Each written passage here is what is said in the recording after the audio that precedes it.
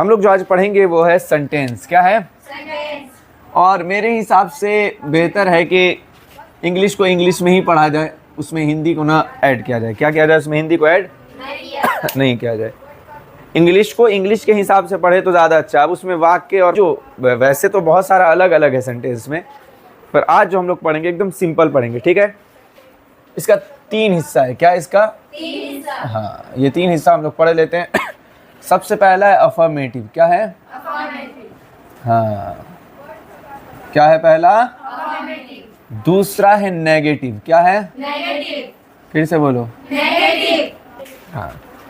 तीसरा है इंट्रोगेटिव। क्या है? इंट्रोगेटिव। हाँ, बहुत अच्छा समझ रहे हो तुम लोग स्पीड में। तो ये 3 तरीके का सेंटेंस हम लोग को आज समझना है। अफर्मेटिव, नेगेटिव और इंट्रोगेटिव।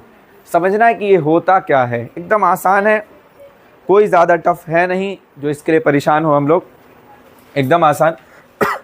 देख भैया, अफर्मेटिव सेंटेंस का मतलब सीधे सीधे होता है नॉर्मल किसी चीज़ के बारे में बात करना। जैसे क्या नाम है तुम्हारा? आयशा इज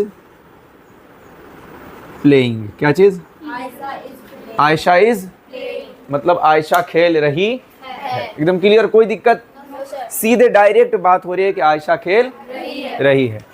वही चीज़ अगर हम लोग बाबू नेगेटिव की तरफ बढ़ते हैं तो नेगेटिव में इसी चीज़ को हम लोग लिख देंगे। क्या चीज़ पता है? Ayesha is not playing. क्या चीज़? कोई दिक्कत? इसमें क्या एक चीज़ ऐड हो गया हमारा? नॉट। क्या चीज़? मतलब कि कोई बात है जिसमें कि इनकार है। क्या है? एकदम क्लियर में कि एक जगह पे है कि आयशा खेल रही है, दूसरी जगह पे कि आयशा खेल या आयशा नहीं खेल रही है। क्लियर एकदम। एक जगह पे हाँ खेल रही है, दूसरी जगह पे नहीं खेल रही है। तीसरी जगह पे सवाल बनेगा। इससे क्या बनेगा? ये वाला जो है ये हमारा सवाल बनाता है। याद रखना, इंट्रोगेटिव काहे में आता है? सवाल में। सवाल आ जाएगा इज आयशा प्लेइंग। क्या चीज? आयशा प्लेइंग। मतलब कि क्या आयशा खेल रही है। क्या चीज? आयशा खेल रही है। कोई दिक्कत?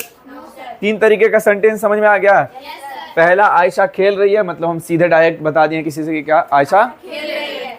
दूसरे में हम कह रहे हैं कि आयशा नहीं खेल रही है। और तीसरे में हम क्या कह रहे हैं? क्या आयशा खेल रही है। कोई दिक्कत है इसमें? तो पहले वाले सेंटेंस को हम लोग अफर्मेटिव कहते हैं, दूसरे को नेगेटिव कहते हैं और तीसरे को बाबू। इसमें एक और चीज होता है, WH फैमिली। क्या होता है? WH family. कोई दिक्कत?